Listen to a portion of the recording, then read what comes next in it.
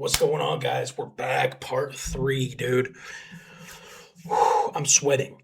I'm sweating. I'm trying to record all of these parts in the same setting. This documentary, movie, film is one of the best I've ever seen in my life. This is insane. This combat footage, the the personality of the soldiers, the commanders, dude, incredible. So we're gonna jump straight into it. This is part three. If you haven't seen part one and two, you're gonna be lost. So go back and watch them. I've got to mention this before we jump into it. We're still running our fundraiser for the Azov snipers, Azov Special Team Tuman.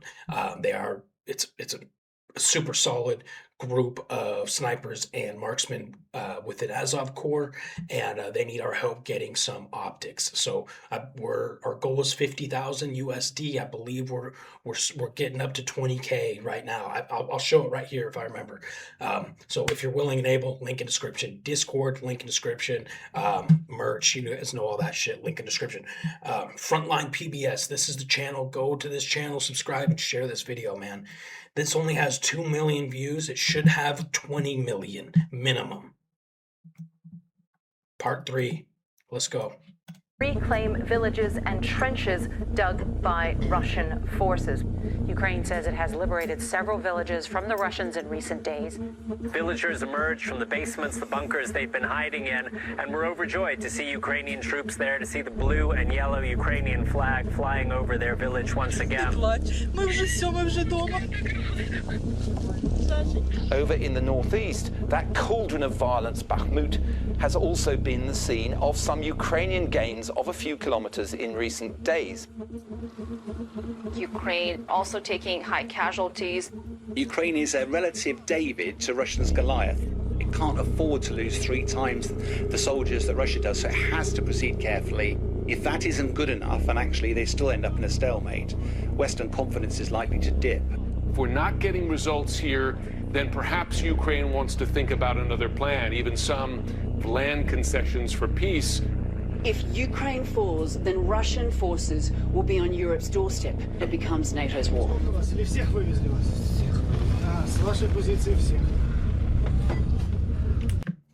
just want to say this before we carry on. NATO was started to protect Europe from Russian expansion and Russian aggression, right? So far, the only country who is standing up to Russian aggression and Russian expansion is Ukraine. And they're not even in NATO. Think that over.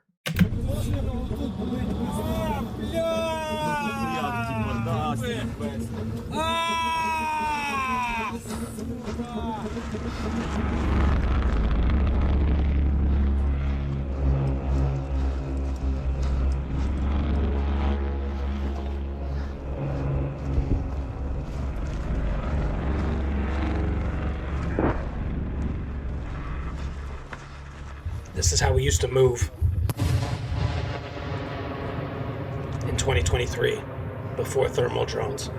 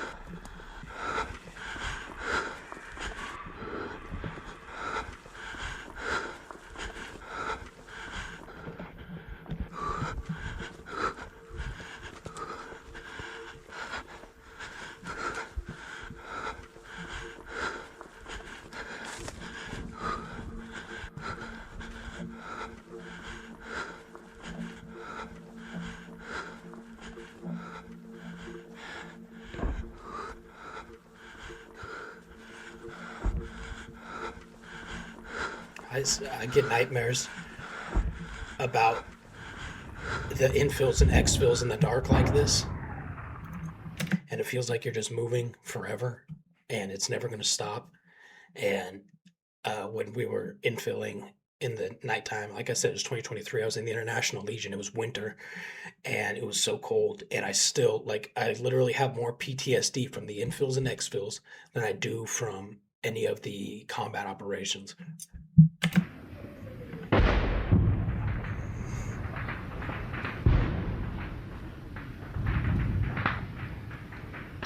(1:30 p.m.) We stop again to wait for the artillery duel to finish. The day seems endless.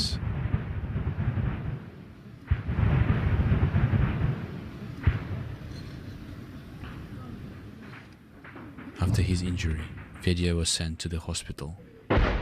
He quickly recovered and returned to the forest.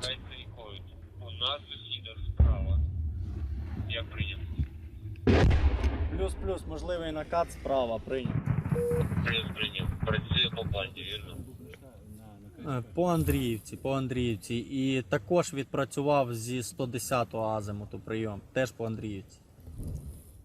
Да, я оттуда где-то танчик, да? Напізнавав? Да. Та в них раніше там і СПГ там на білих тіріконах стояло. Ага, вижу. Але його градом рознесли. По Андріївці по дню тільки біжать нахуй. Та не то, що просто бистро рухатись. А там по 4 чоловіка собі в розвал в 10 хвилин і все. І ви собі спокійніше зайдете. Чи туди пойдеш? Чуть пізніше, як ви вже будете підтягуватись, то я буду туди заходити. А, то есть я понял, все, чітко. У нас там церемонія. Тоді встреча. Давай тоді на связи. А ти теж будеш заходити? Все, Ну, плюс. треба знати позиції. Плюс. Там же цілого не залишилось взагалі нічого. Прям взагалі. За що ми тоді б'ємося?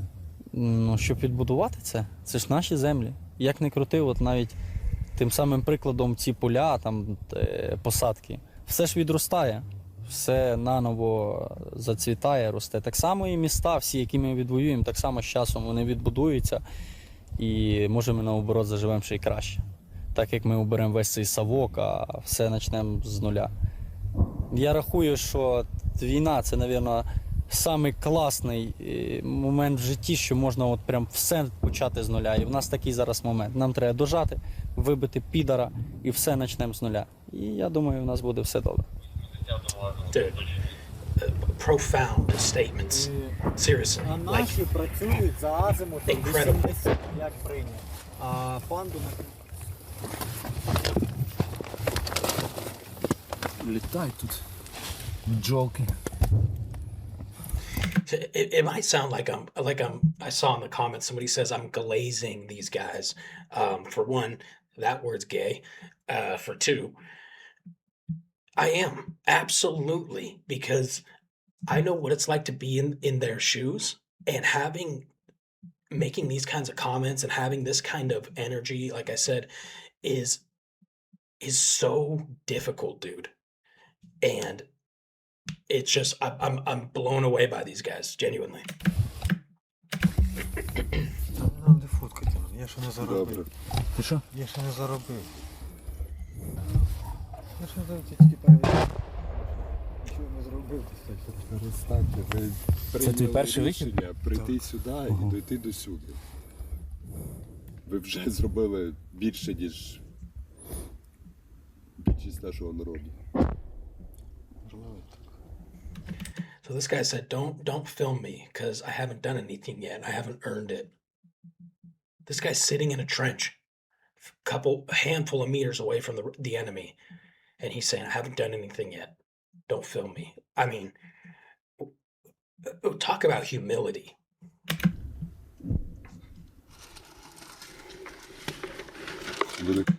In this, just sitting in this trench for a couple of days, this guy's seen more combat than 90% of the world. Курив як паровозкою. Але... Бачите саму крутку? Так, звичайно, крути. Так, зараз вам зроблю. Але після цього виходу я буду дуже багато змінювати. Тренуватись? Да, цигарки. Можливо, я не буду так зарікатися, що я покину курити. Можливо, я до цього дійду, але норму поставлю обов'язково норму. Ніяких цих вуличних перекурів. А потім трошки швидше, А потім робити там вечірню прогулянку. Ну, рюкзак, РПС-ка, просто пройтись, прогулятися.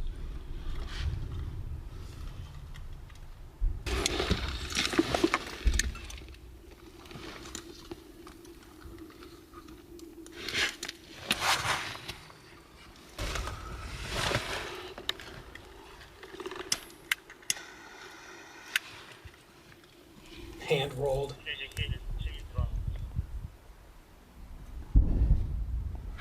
Що, цікава цигарка? Цікава цигарка на смак. Я то не гурман, але те, що я курю там той ЛМ, а це зовсім інше. Не зовсім. Кардинально.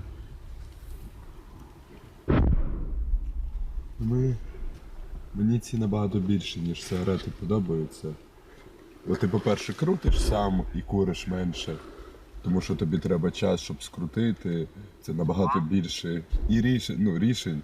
Бо так ти взяв сигарету, все, куриш. Так. А так тобі треба сісти, спокійно скрутити, покурити. Ти ще й заспокоїшся. I've met so many Ukrainians like this guy right here, who's probably in his early 40s, mid 40s maybe. And they are just the sweetest people, right? And it's one of the thousands of things that I fell in love with in this country. But when you share a trench with a Ukrainian like this, it's I don't know, changes your perspective on a lot of things. And they're just really genuine people. And this guy right here is talking to a journalist who can be probably no older than early 20s, the guy who's put, the narrator of this. And he's just being extremely humble and kind, and it's really cool, man. And if you talk with other foreigners who have served in Ukraine and they've worked with other Ukrainian units, they'll tell you the exact same thing. Поки крутиш. Ось вже дуже хороша ідея для мене після виходу, да? Купити самокрутки. Викинути ЛМ. Я вам залишу цей табак. Ні. Вам ще в пригоді стане.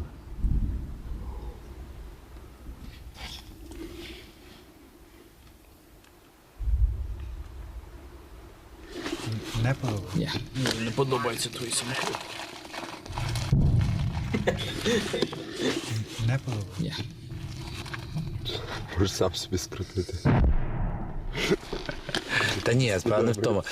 Мені здається, що для мене куріння це якесь естетичне таке заняття, типу.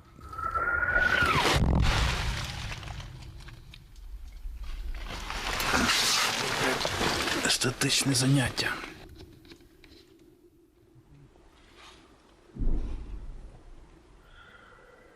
От сьогодні я зрозумів свою дружину.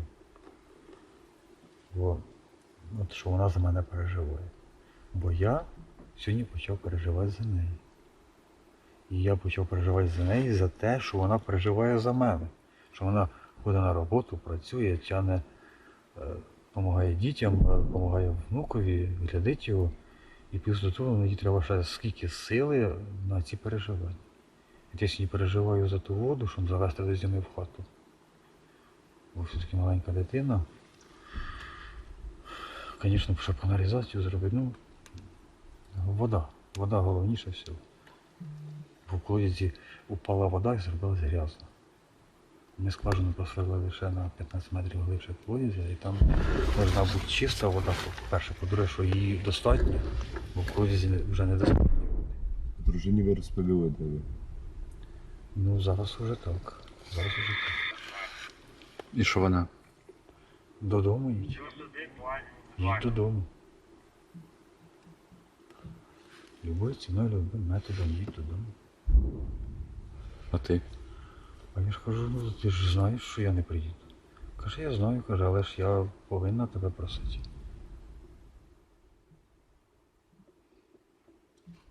Sheva is 46.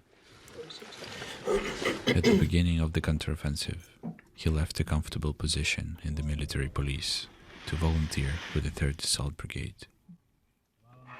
He will be injured in a battle 5 months from now and will die in a hospital. Не зробіть з мене героя. Син, це для мене буде дар туди. Що ти маєш на увазі? Ну, що я ще героїчний, Кажи. Ну, не зробив я ще нічого героїчного, а вже попадаю на камери і...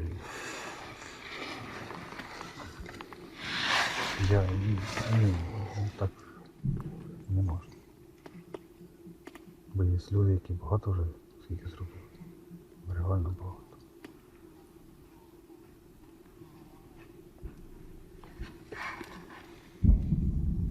Як ти думаєш, можна камерою зробити з людини героя?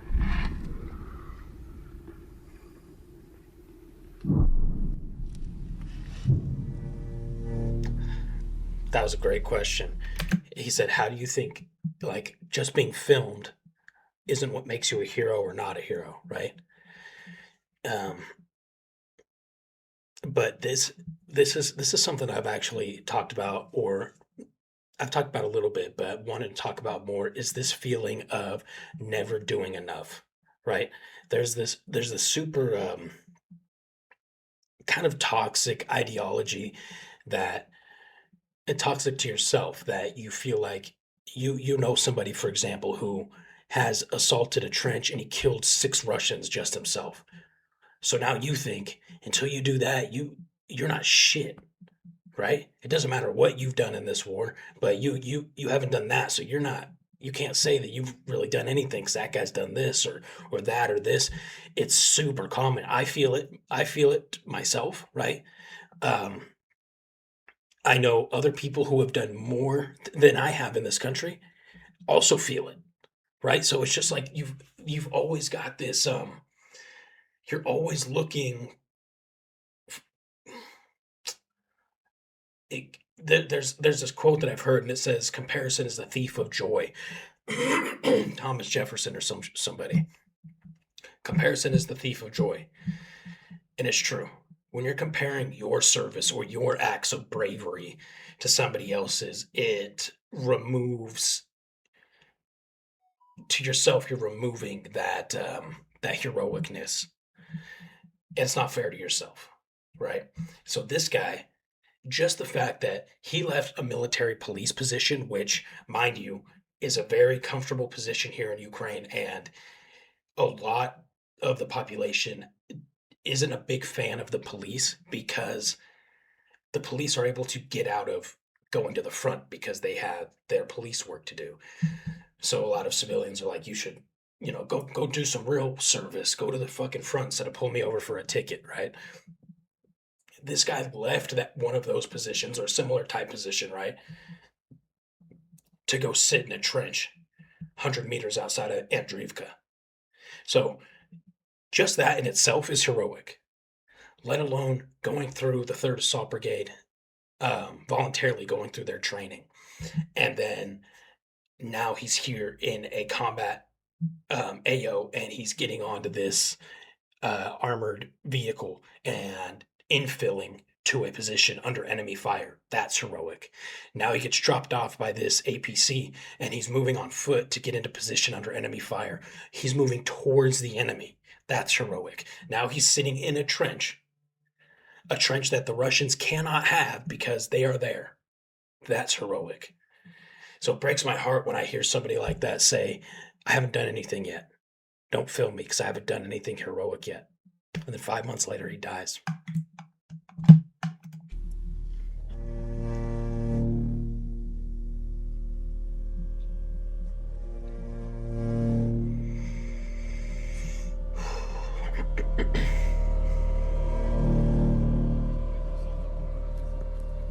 For the next battle, Fedya's friend and second in command, Gagarin, replaced him in the forest. Вот так вот. Доброе утро, ребята. Самая лучшая работа в мире. Люди на прийом. Друже, на зв'язку. Друже, ти когось вже відтягнув на фініш? Мінус. Мінус. He was 24, hometown Polona, western Ukraine. He worked as a truck driver in Europe. When the full-scale invasion started, he returned and volunteered. He came back. He led the platoon to battle. They had to move another 300 meters and reach the end of the forest. After that, it was Andriivka. Пустий! Я пустий, Гагарин. His friend Kobzar followed him on the battlefield. Давай! Зараз, Гагарин.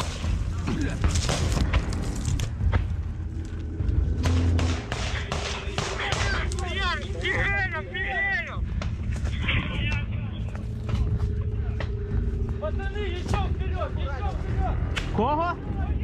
Улья, работа неделя. Чекай, чапа 300? Делается. Та? Чапа 300! Чапа 300!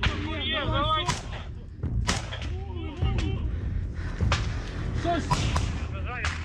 Делается, несет 2 сотни на правый фланг и гранаты. Кстати, посмотри, если у нас там 300, отправь туда человечка, который заменит 300, и в укрытие, в укрытие.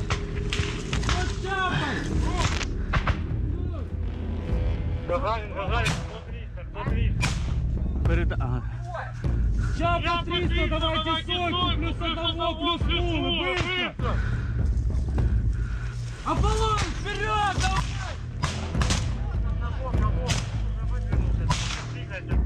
Кулеметник! Только стой! Стоя! Ебать, снизу! Давай, снизу! Oh my god. Как принял, уже выдвинулись. Гагарин!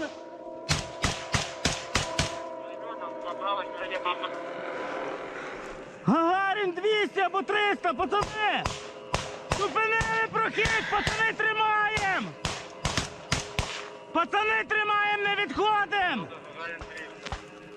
Пацани криєм на місці, не протрухаємося!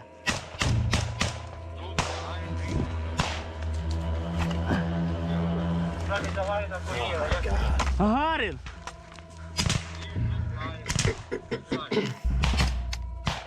Пустий, крийте! Парни, по центру посадки нахуй. По посадке Баба Вера, пидорас сидит. Он один нахуй, 1-3. Не рухаємося, пацани тримаєм!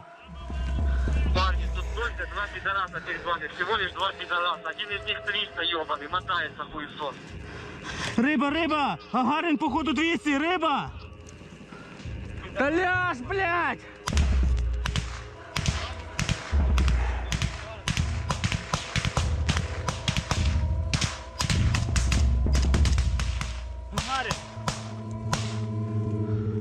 Гагарин! Братик, ти що, Гагарин? Пацани, крийте!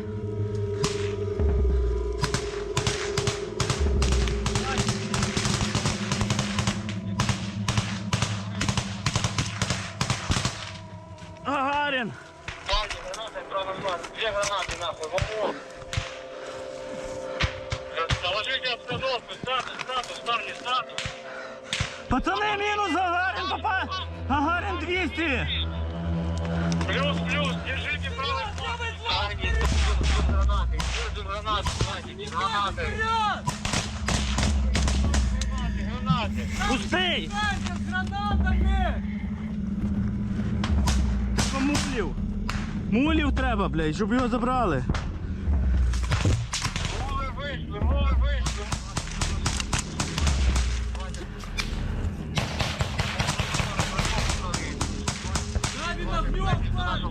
Треба останній ривок, пані. Крайній ривок. And he was filling in for 20 метрів, один ривок, пацани, 20. Fedya.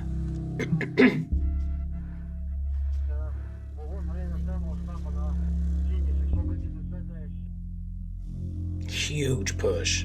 Wow.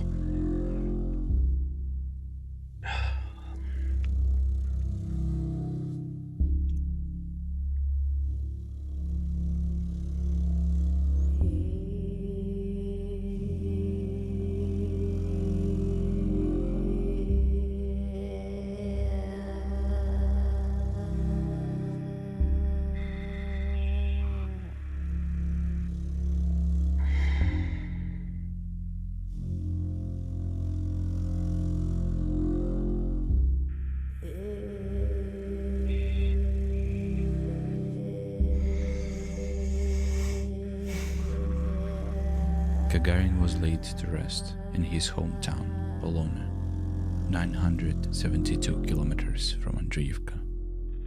And the entire neighborhood came to his funeral to be with his mother as she cried. They said it was the 56th funeral here.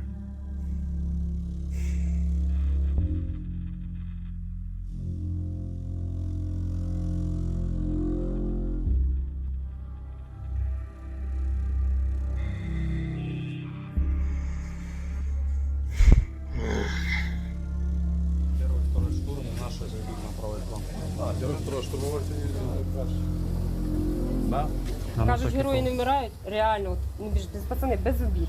Я пряма як двері. От героїв реально забирають. Так. А всякі осталі, повірте. Воно таке виходить. Отак і є, що героїв забирають. Найкраще. Yeah, it's true. Кажуть, герої не вмирають. She's right. Боже, так ви ж скоро всіх вибивають. І що станеться?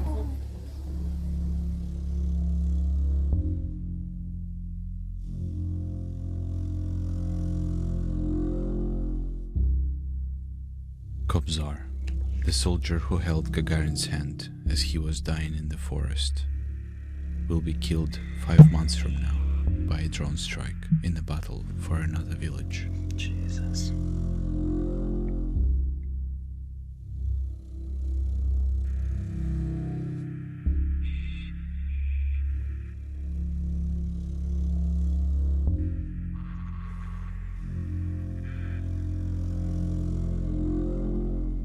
Кого ми ховаємо?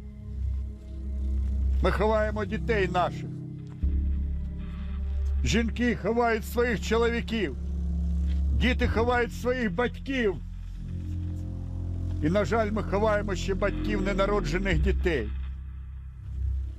У їх все було попереду, у наших хлопців. Все було попереду. Вони могли бути підприємцями, хліборобами, шахтарями. Але коли настав час, вони взяли до рук зброю і пішли захищати нас з вами, шановні, нас.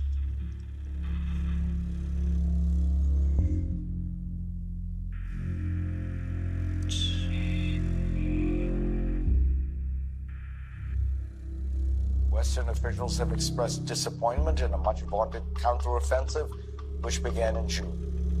Ukraine has only taken back an estimated 100 square miles of territory since then. U.S. intelligence is now saying that Ukraine will fail to meet their counteroffensive key goals. How sustainable is this level of support when there's really no end in sight to the war?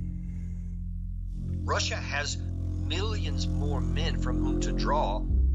There's no path to a military victory here, only more death.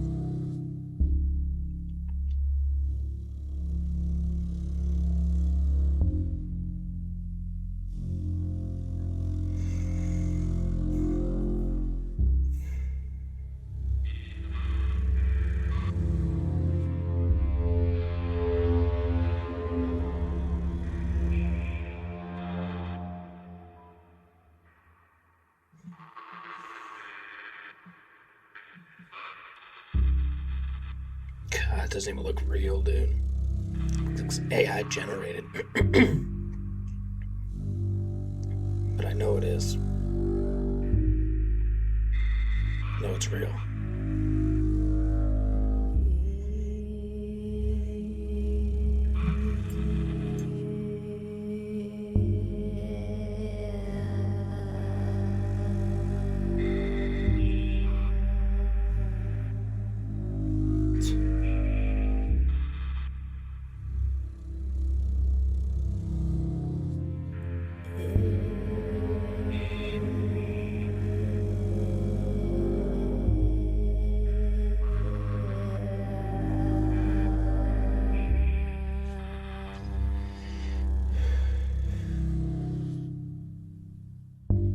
this. I won't say that, but this boils my blood. Makes me so disgusted with Putin and the Russian Federation and the Russian sympathizers and the people supporting this invasion. Disgusted. That word doesn't even do it justice.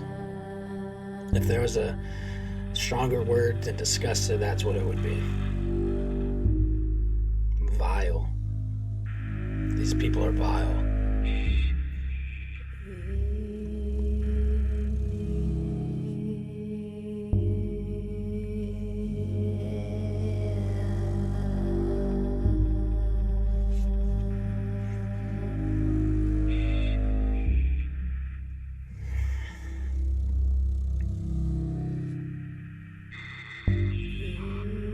God, man.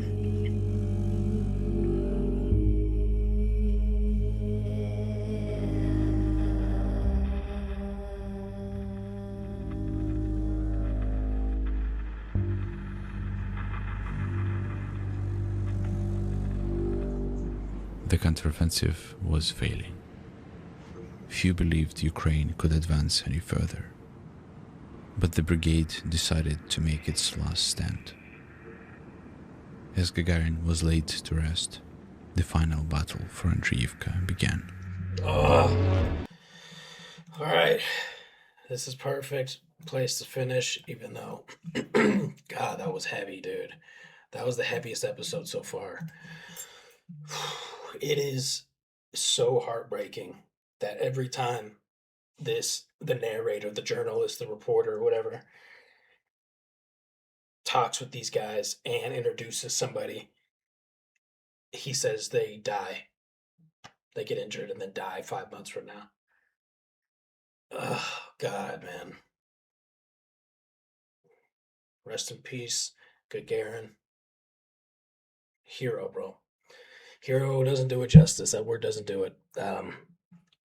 You guys go to their channel, subscribe, share this video around. That was heavy. This is part 3. Come back for part 4. We're going to finish it up in part 4. I love you guys. We'll see you in the next video.